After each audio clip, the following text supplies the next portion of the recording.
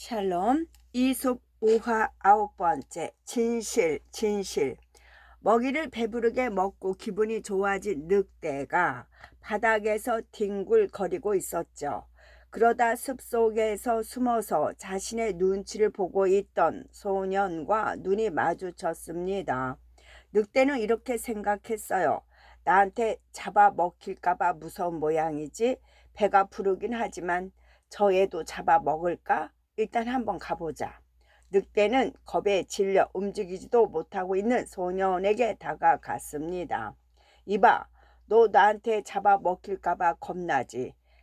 아니, 어디 나한테 누구도 절대 거짓말할 수 없는 사실 3가지만 말해봐. 그러면 살려주지. 배가 부른 늑대는 여유를 부렸습니다. 살려주겠다는 말에 용기를 얻은 소녀는 두려움을 누르고 이렇게 말했지요. 우선 너와 마주쳐서 나는 지금 너무 겁이 나. 그리고 2번째, 너한테 들키다니 나는 참 바보 같아. 3번째, 너한테 잡아먹히는 동물들은 너를 정말 싫어할 거야. 소년의 말을 듣고 늑대는 잠시 곰곰이 생각했습니다. 내 앞에서 동물들이 나를 싫어할 거라고 얘기하다니 정말 용감하구나. 그리고 네가 한 말들도 모두 사실인 것 같군. 좋아, 약속대로 너를 살려주지. 이렇게 해서 용기 있는 소녀는 무사히 살아날 수 있었답니다. 호랑이한테 물려가도 정신만 차리면 산다. 아무리 위급한 경우를 당하더라도 정신만 똑똑히 차리면 위기를 벗어날 수 있다는 것을 비유한 말이에요. 이 이야기에서 소년도 늑대를 만나 위급한 상황에 처했지만 늑대가 낸 문제를 침착하게 풀어내 위기에서 벗어났어요. 그러니까 아무리 위급한 경우를 당하더라도 쉽게 포기하지 말고 정신만 똑똑히 차리면 위기를 벗어날 수 있어요. 여우와 가면. 울창한 숲속에 호기심 많은 여우가 살고 있었습니다. 매일 숲속만 돌아다니던 여우는 심심해졌지요. 아, 숲속은 이제 너무 지겨워. 뭐 새로운 것 좀 없을까? 그래서 여우는 숲을 벗어나 사람들이 사는 마을로 내려가 보기로 했습니다. 사람들의 눈을 피해 마을을 어스렁거리던 여우는 마침 비어있는 집을 발견했지요. 사람들은 어떻게 사나 한번 들어가 볼까? 빈집에 들어간 여우는 신기한 것을 발견했어요. 이것 봐라. 웬 얼굴들이 이렇게 많지? 그것은 얼굴에 쓰는 가면이었습니다. 여우가 들어간 집은 얼굴에 가면을 쓰고 연극을 하는 사람이 사는 곳이었던 것이죠. 여우는 가면에 가까이 다가가 요리조리 살펴보았습니다. 아이고, 불쌍해라. 얼굴은 멀쩡한데 머리가 없잖아. 여우는 혀를 끌끌 찼습니다. 여우는 자기가 가면에 대해 모른다는 생각은 조금도 하지 않았죠. 우물안 개구리. 이 말은 세상에 자신만 잘난 줄 알지만 알고 보면 아는 것이 별로 없는 사람을 비꼬아 이르는 말이에요. 이 이야기 속의 여우는 자신이 호기심도 많고 지혜로운 줄 알고 있지만 결국 사람 얼굴에 쓰는 가면이 뭔지도 모르고 있는 우물안 개구리인 셈이에요. 까마귀와 물주전자. 아, 목말라. 까마귀는 물을 찾아 주변을 두리번거렸습니다. 그러다 마침 저만치에 놓인 물주전자를 발견하였지요. 아, 다행이다. 까마귀는 얼른 주전자로 다가갔어요. 그런데 주전자 속의 물은 실망스럽게도 바닥에 조금밖에 없었습니다. 까마귀의 뾰족한 부리로는 아무리 애를 써도 바닥에 있는 물을 먹을 수가 없었어요. 까마귀는 울상이 되었습니다. 어떻게 해야 물을 마실 수 있지? 곰곰이 생각하던 까마귀의 머릿속에 좋은 생각이 떠올랐습니다. 맞아, 바로 그거야. 까마귀는 그 주위에 널린 작은 돌멩이들을 주워 주전자 속에 집어넣기 시작하였지요. 그러자 물이 점점 위로 차올랐습니다. 마침내 부리에 물이 닿을 만큼 돌멩이를 집어넣은 까마귀는 시원하게 목을 죽일 수 있었죠. 까마귀가 검기로 마음도 검겠나. 까마귀가 검기로 마음도 검겠나. 우리는 세상을 살아가면서 사람을 겉모양만 보고 평가하는 경우가 많아요. 하지만 사람은 겉모양보다도 내면에 가진 생각과 능력이 훨씬 중요해요. 이 속담은 사람의 겉모양이 허술하고 누추하여도 마음까지 악할 리는 없다는 뜻과 사람을 평가할 때 겉모양만 보고 평가해서는 안 된다는 뜻을 이루는 말이에요. 우리도 사람이나 친구를 판단할 때 그 사람의 내면을 더 중요하게 여겨야죠. 거북과 집, 거북과 집. 신의 결혼을 축하하는 큰 잔치가 벌어졌습니다. 세상의 모든 동물들이 모여 신의 결혼을 축하하였지요. 신은 기분이 매우 좋았습니다. 그런데 왜 거북이 모습이 보이질 않느냐? 다른 동물들은 다 잔치에 참석했는데 거북의 모습만 보이지 않자 신이 물었습니다. 그러자 황새가 대답하였지요. 제가 함께 가자고 했는데요. 거북은 그냥 집안에 있는 게 좋다고 오지 않겠다고 했어요. 그 말을 들은 신은 거북이 너무나 괘씸했습니다. 그래? 그렇게 집이 좋다면 평생 집 속에서 살라고 하여라. 그날부터 거북은 평생 집을 가지고 다니게 되었답니다. 솔개의 잘못, 솔개의 잘못. 병들어 죽어가고 있는 솔개가 있었습니다. 신들에게 기도해 보아요. 나 좀 살려달라고 말이요. 솔개가 부인에게 말했어요. 부인은 한숨을 쉬면서 말했습니다.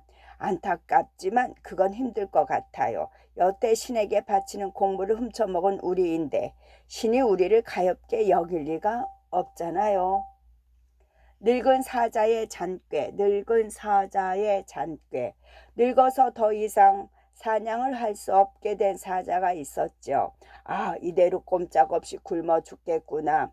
한참을 고민하던 사자는 꾀를 냈습니다. 사자는 자기가 늙고 병들어 굴 속에서 꼼짝도 못한다는 소문을 숲속에 퍼뜨렸습니다. 그러자 그 무서운 사자가 병들어 누운 모습을 구경하려고 동물들이 하나 둘씩 동굴을 찾아왔지요. 사자님, 사자님 거기 계세요? 가장 먼저 토끼가 찾아왔습니다. 사자는 대답도 하지 못하고 앓는 소리만 내었지요. 아이고 죽겠네. 아이고 아이고. 토끼는 사자의 모습을 자세히 보려고 굴 근처로 한 발 한 발 가까이 다가갔습니다. 사자는 토끼가 굴 속으로 발을 들여 놓자마자 한 입에 잡아먹어 버렸지요. 배부르다. 이렇게 하면 앞으로도 동굴 속에 누워서 배부르게 먹을 수 있겠구나. 하하하하. 사자는 기분 좋게 웃었죠. 그러던 어느 날 사자의 굴 앞으로 여우가 찾아왔습니다. 거기 밖에 누구냐? 사자는 일부러 다 죽어가는 목소리를 흉내내어 말했어요. 저 여우예요. 숲속에서 가장 영리하다는 여우였어요. 왜 거기 서 있느냐? 나는 힘이 없어 꼼짝도 하지 못한단다. 그러니 이리 가까이 오렴. 그런데 사자님, 굴 속으로 걸어 들어간 동물들의 발자국은 많은데 걸어 나온 발자국은 하나도 보이지 않네요. 그 많은 동물들은 다 어디로 갔을까요? 설마 사자님 뱃속에 있는 건 아니겠죠? 여우는 그대로 등을 돌려 멀리 달아나 버렸답니다. 여우와 수탉, 여우와 수탉. 새벽이 밝았습니다. 수탉 한 마리가 높은 곳에 올라 앉아 우렁차게 울었지요. 꼭지요. 마침 배가 고파 헤매던 여우 한 마리가 그 소리를 들었죠. 옳지. 저 수탉을 잡아 먹어야겠다. 여우는 수탉이 있는 곳으로 다가갔습니다. 그런데 수탉은 여우가 올라갈 수 없는 높은 곳에 앉아 있었죠. 저 수탉이 땅으로 내려오게 해야 잡아먹을 수 있을 텐데. 잠시 생각하던 여우는 점잖은 목소리로 수탉을 불렀어요. 친구, 왜 그렇게 높은 곳에 올라가 있나? 아직 소식을 듣지 못했나 보군.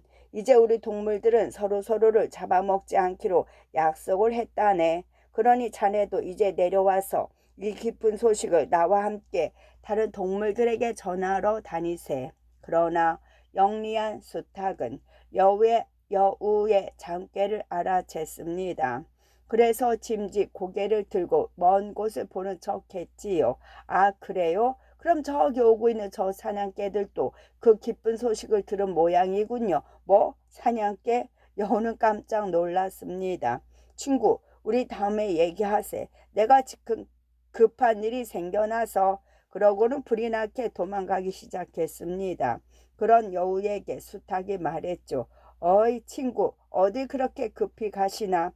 나도 내려갈 테니 우리 사냥개와 함께 기쁜 소식을 나누도록 하지. 달아나던 여우가 급히 말했습니다. 그게 말이야, 아직 그 소식이 모든 동물들에게 전해진 것은 아니라서. 여우의 변명에 수탉은 배꼽이 빠지게 웃었습니다. 사랑의 눈먼 사자, 사랑의 눈먼 사자. 어떤 사자가 나무꾼의 딸을 보고 한눈에 반했어요. 사자는 나무꾼을 찾아가 딸과 결혼하게 해달라고 졸랐죠. 나무꾼은 기겁을 하고 놀라 거절을 했어요. 이에 화가 난 사자는 부탁을 들어주지 않으면 잡아먹어 버리겠다고 나무꾼을 협박했습니다. 고민하던 나무꾼은 좋은 꾀를 냈어요. 진정하십시오, 사자님. 사자님이 싫어서가 아니랍니다. 하지만 보십시오. 사자님의 이빨과 발톱은 너무나 무섭지 않습니까? 그 이빨과 발톱만 아니라면 저도 제 딸도 사자님의 청혼을 거절하지 않을 것이랍니다. 사랑의 눈먼 사자는 앞뒤 생각도 하지 않고 냉큼 이빨을 뽑고 발톱을 깎았습니다. 이봐, 이제 됐지. 사자는 기대에 차서 나무꾼에게 말했지요. 나무꾼은 그런 사자를 찬찬히 살펴보았습니다. 과연 사자에게는 무서운 이빨도 사나운 발톱도 없었지요. 그렇다면 이제 사자는 더 이상 두려운 존재가 아니었어요. 바로 몽둥이를 집어든 나무꾼은 사자를 실컷 두들겨 패서 내쫓아 버렸답니다. 원숭이도 나무에서 떨어질 때가 있다. 아무리 모든 일에 익숙하고 잘하는 사람이라도 간혹 실수할 때가 있다는 뜻이지요. 혹은 체험만 믿고 너무 설치다가 큰일을 당할 때 쓰는 말이기도 해요. 결국 사자는 제 힘만 믿고 상대를 너무 우습게 보다가 보기 좋게 사람의 꾀에 당하고 말았어요. 소문. 옛날 어떤 곳에 커다란 산이 있었습니다. 어느 날부터인가 그 산봉우리 쪽에서 달그락거리는 소리가 들리기 시작하였지요. 무슨 소리인지 궁금해진 사람들이 산 아래로 모여들었습니다. 화산이 폭발하려는 걸까? 아니야. 신이 화를 내는 걸 수도 있어. 사람들이 이것저것 의견을 내놓는 사이 시간은 계속 흘렀습니다. 그러는 동안에도 소리는 계속 들려왔지요. 산 밑에 거인이 깔려 있어서 꿈틀대는 거야. 세상이 망하려는 징조는 아닐까. 산에서 나는 소리에 대한 소문을 걷잡을 수 없이 부풀었고 사람들은 점점 더 불안감에 휩싸여 갔습니다. 그러던 어느 날이었어요. 우르릉쿵 요란한 소리를 내며 산 한쪽이 무너지더니 그 속에서 먼지를 뒤집어 쓴 쥐 한 마리가 고개를 내밀었습니다. 아휴, 구라나 뚫기가 왜 이렇게 힘든 거야? 모여들었던 사람들은 맥이 탁 풀린 채 흩어졌습니다.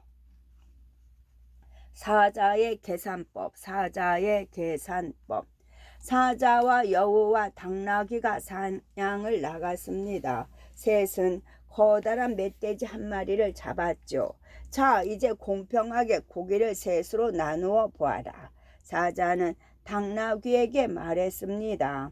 당나귀는 고기를 똑같은 크기로 나누어서 그중 한 조각을 사자에게 내밀었지요. 사자는 크게 화를 내면서 당나귀를 물어 죽여버렸습니다. 이번에는 네가 나누어 보아라. 사자가 여우에게 말했죠. 눈치 빠른 여우는 뒷다리 한쪽과 꼬리만 제 몫으로 챙기고 나머지는 모두 사자에게 내밀었습니다. 어째서 이렇게 나누었느냐? 사자가 물었죠. 당나귀는 망을 보았을 뿐이고 저는 몰이를 하였을 뿐입니다. 실제로 힘을 써서 사냥감을 쓰러뜨린 것은 사자님이요. 이것이 공평하지요. 사자는 기분 좋게 웃었습니다. 여우는 그제야 가슴을 쓸어 내렸답니다.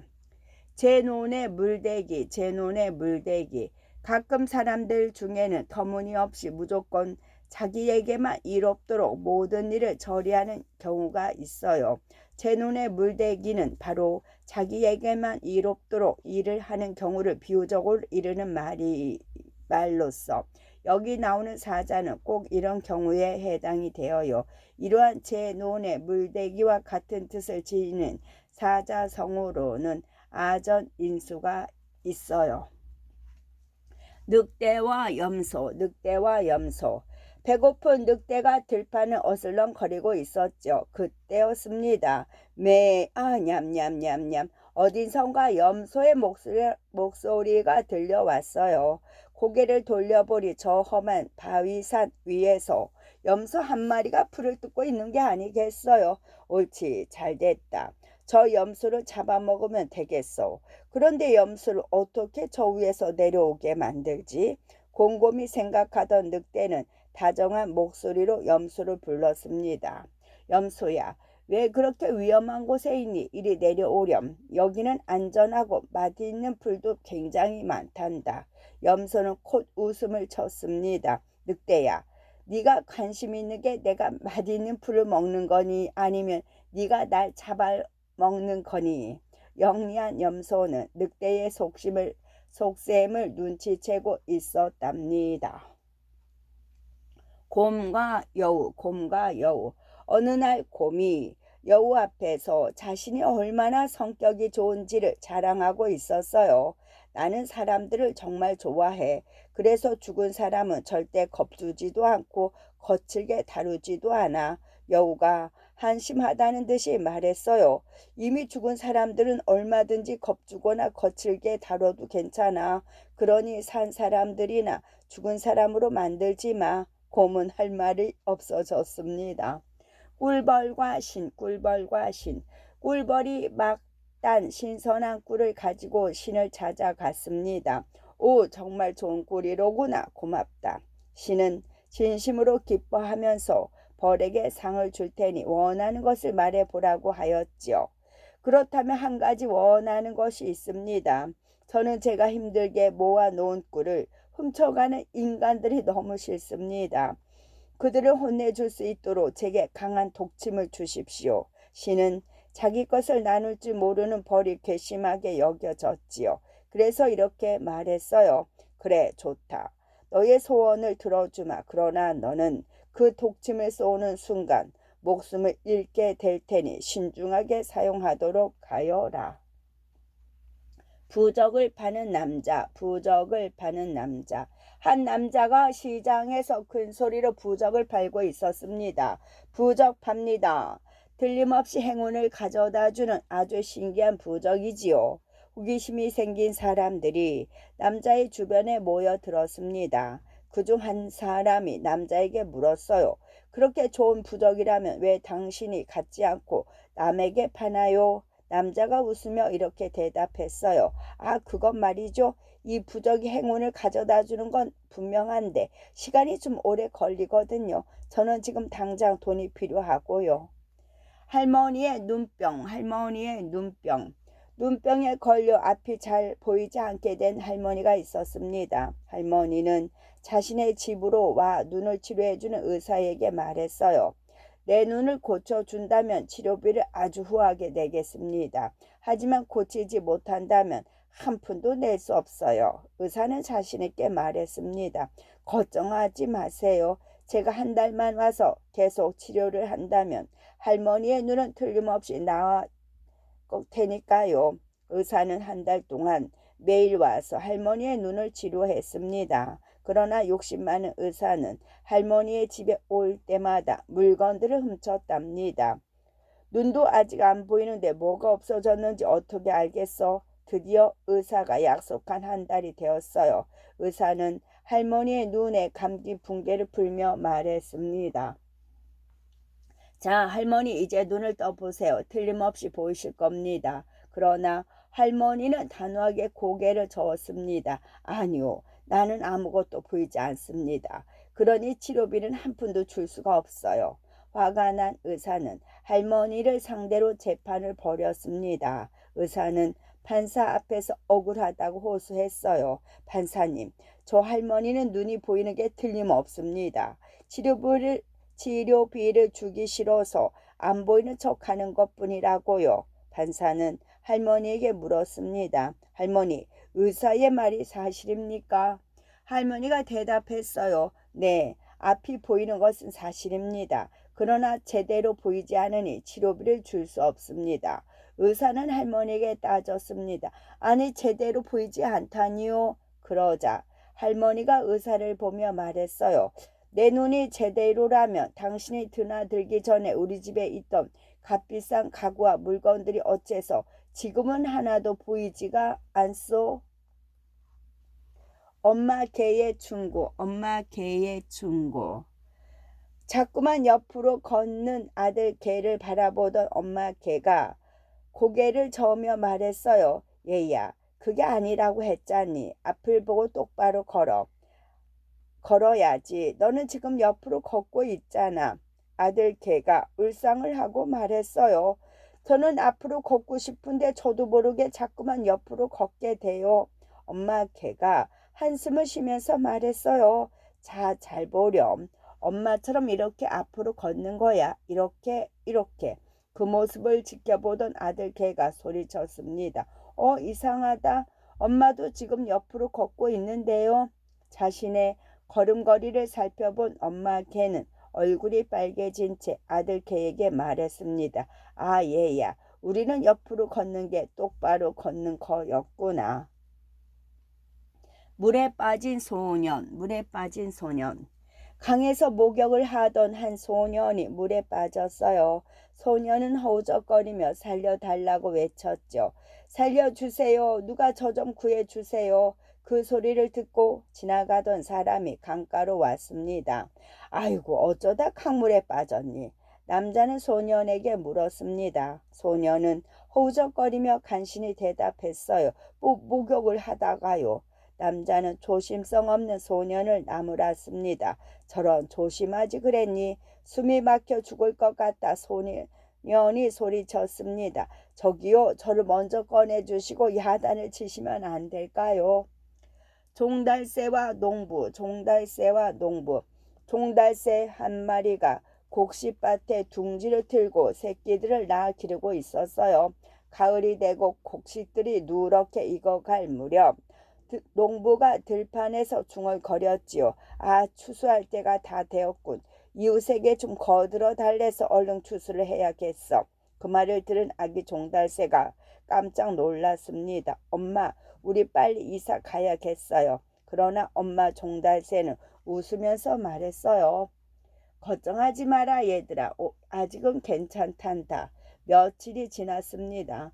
농부가 또다시 들판에 서서 말했어요. 내일은 일꾼을 고용해서라도 추수를 해야지. 아기 종달새들은 이번에야말로 이사를 가야 한다고 아우성이었습니다. 하지만 엄마 종달새는 여전히 여유를 부렸어요. 글쎄, 아직은 괜찮다니까. 또 며칠이 지났습니다. 이런, 정말 안 되겠군. 내일은 혼자서라도 추수를 해야겠어. 그 말을 들은 엄마 종달새는 비로소 이사 준비를 시작했습니다. 아가 종달새들은 궁금해졌습니다. 엄마, 이번에는 이사를 가요? 엄마 종달새가 대답했어요. 응, 이제 이사를 가야 해. 사람이 남의 손을 빌리려 할 때는 일을 차일피일 미루게 되지만 자기 손으로 직접 일을 하려고 마음먹었을 때는 그렇지가 않거든. 좋은 당나귀를 고르는 법. 시장에서 당나귀를 팔고 있는 남자가 있었습니다. 자, 당나귀 사세요. 튼튼하고 부지런한 당나귀랍니다. 그러자 한 농부가 남자에게 다가왔습니다. 제가 잠깐 이 당나귀를 시험해보고 사도 되겠습니까? 남자는 흔쾌히 허락하였지요. 농부는 당나귀를 끌고 자신의 집 마구간으로 갔습니다. 그러고는 당나귀를 마구간에 풀어놓고 가만히 지켜보았지요. 당나귀는 구석에 있는 한 당나귀의 옆으로 가서 풀썩 주저앉아 쉬었습니다. 가만히 고개를 저은 농부는 당나귀를 다시 남자에게 끌고 갔지요. 죄송합니다. 이 당나귀는 안 되겠습니다. 남자가 이상해하며 물었지요. 도대체 무슨 시험을 해보셨기에 그러십니까? 농부가 대답했습니다. 우리 집 마구간으로 데려가서 어떤 당나귀랑 어울리는지 살펴보았지요. 그랬더니 가장 게으르고 말 안 듣는 녀석의 옆으로 가는 것이 아니겠습니까? 그런 녀석을 친구로 삼다니 이 당나귀도 보나마나 게으르고 말을 안 들을 것이 뻔합니다. 여우와 고슴도치, 여우와 고슴도치. 사자에게 쫓기던 여우는 온몸에 힘이 빠져 강물에 빠지고 말았습니다. 겨우겨우 강 위로 올라와 쓰러지듯 누워 있었지요. 온몸이 상처 두성이었고 움직일 힘이라곤 조금도 남아있지 않았습니다. 그러자 모기떼가 날아와 힘없는 여우의 피를 빨아먹기 시작하였지요. 하지만 여우는 모기를 쫓을 힘마저 없었답니다. 그때 지나가던 고슴도치가 여우를 보고 말했어요. 여우야, 내가 모기를 쫓아줄까? 여우는 힘없는 팔을 흔들며 고슴도치를 말렸습니다. 안 돼, 그냥 둬. 고슴도치는 이해할 수가 없었어요. 아니, 도대체 왜 그러는 거야? 그러자 여우가 힘없이 대답했습니다. 지금 모기들은 나한테서 충분히 피를 빨아먹어서 배가 부르단 말이야. 그런데 이 모기들을 쫓아버리면 배고픈 다른 모기들이 달려들어 내 피를 몽땅 빨아먹어버리고 말 거야. 고슴도치도 제 새끼는 함함한다고 한다. 함함한다라는 말은 털이 보드랍고 반질반질하다는 뜻이죠. 이 속담은 털이 바늘같이 꼿꼿한 고슴도치도 제 새끼의 털이 부드럽다고 편을 든다는 뜻으로 자기 자식의 나쁜 점은 보지 않는 것을 말해요. 도리어 자식의 나쁜 점마다 자랑으로 삼는다는 말로 이 세상의 부모들이 모두 새겨들여야 하는 말이에요. 말과 사육사, 말과 사육사. 말을 좋아하는 사육사가 있었습니다. 늘 정성껏 말의 털을 빗질하고 다듬는 데 힘을 쏟았지요. 하지만 그는 주인 몰래 말이 먹을 살 돈을 챙겨서는 자신이 필요한 곳에 쓰곤 했답니다. 통실통실하던 말은 점점 말라갔지요. 배고픔을 참다 못한 말이 사육사에게 항의했습니다. 정말 당신이 나를 생각한다면 빗질은 그만하고 먹이를 더 달란 말이요. 사냥꾼과 사자, 사냥꾼과 사자. 사냥꾼이 언덕에 올라 활솜씨를 자랑이라도 하듯 동물들을 향해 화살을 쏘기 시작하였어요. 그러자 동물들은 너도 나도 남은 힘을 다해 도망을 쳤습니다. 그런데 사자는 도망치지 않고 사냥꾼에게 도전장을 내밀었습니다. 사냥꾼은 그 도전장을 보고는 껄껄 웃으며 사자를 향해 화살을 쐈습니다. 휙 하고 날아든 화살은 사자의 팔에 꽂혔지요. 화살이 사자의 팔을 맞춘 것을 본 사냥꾼이 큰 소리로 말했습니다. 어이 사자, 내 심부름꾼을 먼저 보냈는데 어때? 이제 내가 갈 테니 거기서 기다려. 그러자 사자는 아픈 몸을 이끌고 뒤도 돌아보지 않고 도망쳤습니다. 그러자 그 모습을 보던 여우가 비아냥거렸어요. 이봐 사자, 왜 맞서 싸우지 않고 도망쳐? 겁쟁이처럼. 그러자 사자는 고개를 저으며 대답했습니다. 아, 안 되겠네. 심부름꾼이 이 정도인데 저 사람은 어떻겠나. 도저히 내가 상대할 만한 사람이 아닐세. 황소 뒷걸음 치다가 쥐 잡는다. 황소 뒷걸음 치다가 쥐 잡는다. 황소는 쥐에 비하면 덩치가 크고 엄청 느린 동물이에요. 그런데 이런 황소가 재빠르게 날랜 쥐가 밟혀 죽는 수가 생기는 것은 보통 운이 좋지 않고는 생기기 힘든 일이지요. 이 속담은 의도하지는 않았지만 우연히 운이 좋아서 어떤 좋은 결과를 가져온 경우를 일컫습니다. 네 주인이 더 무서워. 네 주인이 더 무서워. 개 한 마리가 늑대를 쫓고 있었습니다. 도망치는 늑대를 보며 개는 우쭐대기 시작하였지요. 내 다리가 얼마나 멋진가 말이야. 빠르고 튼튼하고 또 늑대를 쫓는 내 모습은 얼마나 당당하고 늠름한가 말이야. 그러고는 늑대를 동정하기 시작했습니다. 저 늑대는 정말 불쌍해. 나랑 상대도 안 되는 것을 알고 저렇게 꼬리가 빠지게 도망가야 하잖아. 그러자 늑대가 뒤를 돌아보며 외쳤답니다. 이봐, 착각하지 마. 내가 도망을 가는 건 네가 무서워서가 아니야. 내가 정말 무서워하는 건 네 주인이란 말이야. 개구리의 불평, 개구리의 불평. 해가 아내를 맞을 준비를 하고 있었습니다. 이 소식을 들은 개구리들은 하늘을 향해 불평을 늘어놓기 시작하였지요. 깨굴깨굴, 해의 결혼을 막아주세요. 깨굴깨굴. 개구리들이 하도 시끄럽게 불평에 대자 하나님은 그 이유를 물었습니다. 무엇 때문에 해의 결혼을 반대하느냐? 그러자 개구리들이 대답했습니다. 해는 혼자 있어도 우리를 못살게 굴어요. 햇빛을 내려쬐서 우리가 있는 늪을 다 말려버리곤 하는데 만약 해가 결혼을 해서 또 다른 해를 낳으면 저희는 어떻게 되겠습니까? 그러자 하느님이 혀를 차며 말했습니다. 그러면 해가 없으면 어떻게 될지 먼저 한번 상상해 보는 것은 어떻겠느냐. 개구리들은 한동안 말이 없었답니다. 당나귀와 늙은 농부, 당나귀와 늙은 농부가 있었어요. 당나귀는 늘 무거운 짐을 지고 농부의 일을 도왔습니다. 그날도 무거운 짐을 지고 농부의 일손을 돕고 있었지요. 그런데 그때 갑자기 도적들이 나타났습니다. 그러자 농부가 당나귀에게 속삭였습니다. 당나귀야, 얼른 도망가야 해. 그렇지 않으면 우리 둘 다 도적들에게 잡히고 말 거야. 그런데 당나귀는 귀찮은 듯 도망갈 생각을 하지 않았어요. 다급해진 농부가 말했습니다. 당나귀야, 도대체 뭘 하는 거야? 이러다 진짜 잡히고 말겠어. 당나귀는 그래도 심드렁하게 말했습니다. 제가 잡힌다고 한들 지금과 뭐가 다를까요? 뭐라고? 제가 잡히면 저 사람들이 저한테 더 무거운 짐을 지울까요? 그건 잘 모르겠는데. 그런데 제가 왜 도망을 가야 하죠? 저 사람들한테 잡혀도 저는 더 나빠질 게 없는 것 같은데요. 농부님 혼자 도망가시죠. 모기와 황소. 옛날에 세상에서 자신이 제일 잘난 줄 아는 모기가 살고 있었습니다. 어느 날 날아다니다 지친 모기는 황소의 등에 내려앉아 쉬었지요. 그러고는 황소에게 미안해하며 말했습니다. 미안해 황소야, 내가 좀 무겁지? 그러자 황소가 이렇게 대답했습니다.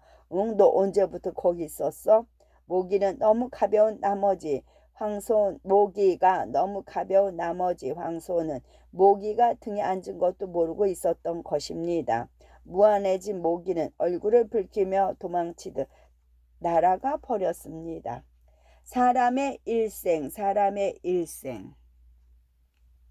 사나운 바람이 부는 몹시 추운 날이었죠. 말과 소와 개가 추위를 피해 사람들을 찾아갔습니다. 이들을 불쌍하게 생각한 사람은 기꺼이 따뜻한 잠자리와 먹을 것을 제공해 주었지요. 사람의 친절에 감동한 동물들은 은혜를 갚기로 했습니다. 말이 먼저 말했어요. 나는 사람의 어린 시절을 도와주겠어. 그래서 사람들은 어린 시절에는 말처럼 고집이 세고 충동적인 모습을 자주 보이게 되었습니다. 소가 말했어요. 그래, 그러면 나는 어른 시절을 맞겠어. 그래서 사람들은 어른이 되면 소처럼 부지런히 일을 하면서 앞날을 대비하게 되었지요. 마지막으로 개가 말했습니다. 그렇다면 나는 사람들이 나이 든 후를 맞기로 하지. 그래서 사람들은 나이가 들면 개처럼 사람들의 관심과 사랑을 바라게 되고 편안하고 따뜻한 것을 좋아하게 되었답니다. 당나귀와 늑대, 당나귀와 늑대. 당나귀 한 마리가 정신없이 풀을 뜯어먹고 있었죠. 냠냠, 이렇게 만난 풀은 정말 오랜만이야.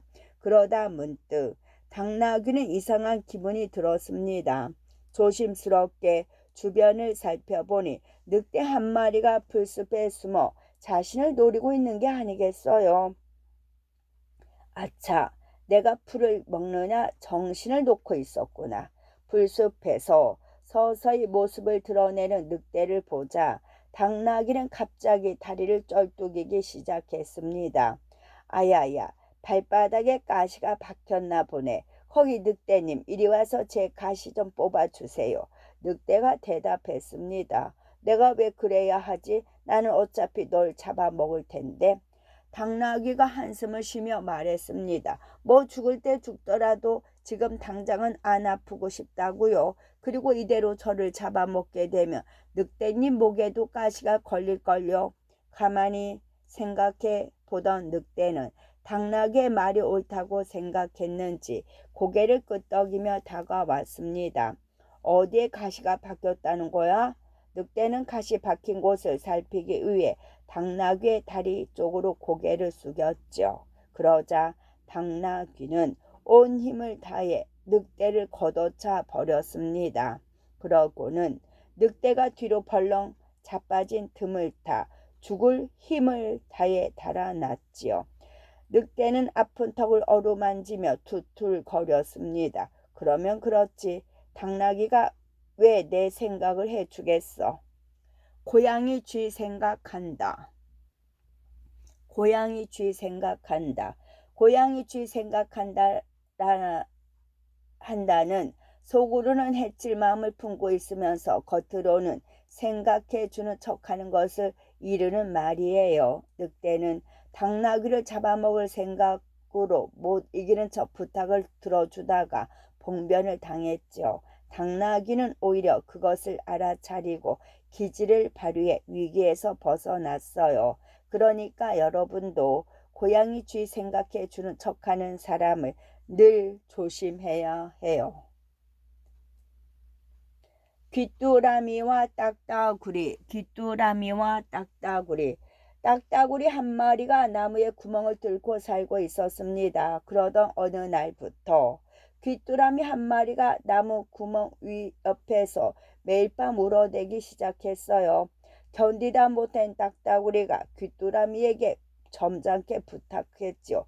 귀뚜라미야, 제발 다른 데 가서 울면 안 되겠니? 너무 시끄러워서 잠을 잘 수가 없어. 그러나 귀뚜라미는 아랑곳 하지 않았습니다. 싫은데 난 여기가 좋아. 딱따구리는 자기 생각만 하는 귀뚜라미가 얄미웠어요.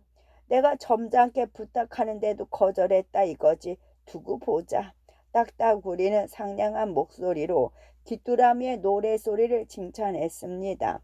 듣다 보니 네 노래소리는 정말로 멋지구나. 너무 황홀해서 잠이 다 안 올 지경이야.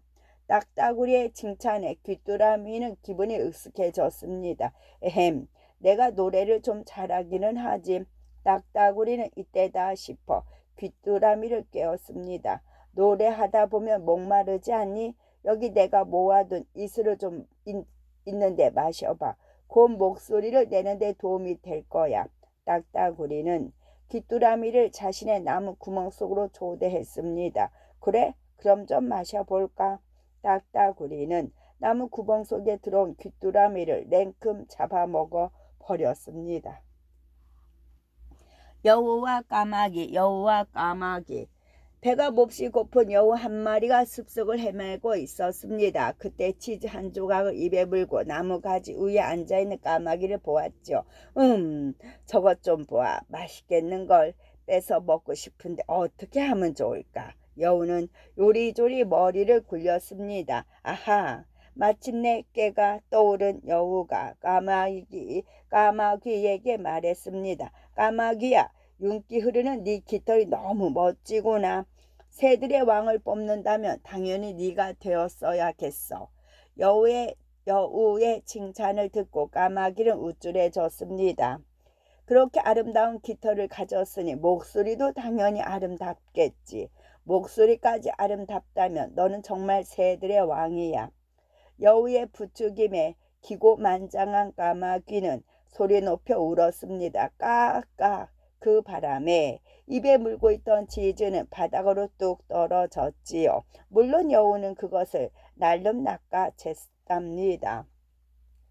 하하하. 그런데 까마귀야, 너는 깃털도 아름답고 목소리도 좋지만 지혜가 부족하구나. 쯔쯔. 머리까지 좋았다면 정말 새들의 왕이 되었을지도 모르는데. 속은 것을 알고 분에 씩씩거리는 까마귀를 두고 여우는 유유히 숲속으로 사라졌습니다. 믿는 도끼의 발등 찍힌다. 치즈가 먹고 싶어서 자신에게 거짓 칭찬을 한 여우에게 깜빡 속아 노래를 부르다 그만 까마귀는 입에 물고 있던 치즈를 놓치고 말았죠. 남의 말을 너무 쉽게 믿고 우쭐했던 까마귀는 그만 아까운 치즈만 여우에게 빼앗기고 말았어요. 한마디로 믿는 도끼의 발등이 찍힌 거예요. 그러니까 이 속담은 잘 되리라고 믿고 있던 일이 어긋나거나 믿고 있던 사람이 배반하여 오히려 해를 입는 경우에 이르는 말이에요. 사자와 쥐. 조그마한 생쥐가 숲속에서 잠을 자고 있는 사자를 발견했습니다. 늘 무섭기만 하던 사자가 조용히 잠들어 있는 모습이 정말로 신기했지요. 생쥐는 조심조심 사자를 살펴보았습니다. 꼬리를 만져보기도 하고 수염에 손을 살짝 대보기도 했지요. 그러다가 용기가 생긴 생쥐는 겁도 없이 사자의 등에 살그머니 올라가 보았답니다. 이야, 높기도 하네. 내가 사자의 등에 다 올라타 보다니 그때였습니다. 사자는 등이 간질간질해서 잠이 깨고 말았죠. 사자는 자신의 등에 올라탄 생쥐의 모습에 어이가 없었습니다. 사자와 눈이 마주친 생쥐는 너무 놀라 얼어붙었죠. 사자님, 죄송. 사자는 앞발로 생쥐를 잡아채 땅 위에 눌렀습니다. 감히 네가 나의 잠을 깨우겠다. 오늘 간식은 생쥐로 해볼까. 생쥐는 두 손을 모아 간절하게 빌었어요. 사자님, 한 번만 용서해 주세요. 저같이 조그만 생쥐는 어차피 먹어도 배도 안 부르실 거예요. 제가 이 은혜는 꼭 갚을게요. 그 말에 사자는 크게 웃었습니다. 하하하. 조그만 네 녀석이 나에게 은혜를 갚겠다고. 너 따위 생쥐에게 도움받을 일이 뭐가 있겠느냐. 하지만 혹시 모르잖아요. 생쥐는 눈물을 흘리며 애원했습니다. 좋다. 이번 한 번은 봐주마. 그렇지만 네가 은혜를 갚겠다고 해서 그런 건 아니야. 마침 배도 별로 안 고프고 네 말대로 너는 먹어도 배부를 것 같지 않아서 놔주는 거다. 감사합니다. 정말 감사합니다. 사자님. 생쥐는 몇 번이나 고개 숙여 인사했지요. 사자는 귀찮다는 듯 손짓으로 생쥐를 쫓고는 다시 잠이 들었습니다. 며칠이 지났어요. 숲속을 지나던 생쥐는 누군가가 고통스럽게 울부짖는 소리를 듣게 되었습니다. 조심스럽게 소리 나는 곳을 찾아가 봤더니 며칠 전 만났던 사자가 덫에 걸려 있었죠. 세상에 사자님, 어쩌다 이런 덫에 걸리셨어요. 잠시만 기다리세요. 제가 금방 풀어드릴게요.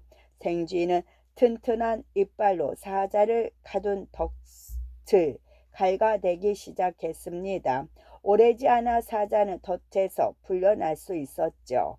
고맙다 생쥐야. 네가 아니었으면 꼼짝없이 사냥꾼에게 잡힐 뻔했구나. 내가 너처럼 조그만 생쥐에게 은혜를 있다니. 사자는 눈물을 글썽거리며 말했죠. 그것 보세요. 제가 꼭 은혜를 갚는다고 말씀드렸잖아요. 살다 보면 어떤 일이 생길지 모른다고요. 헤헤. 짐승도 은혜를 안다.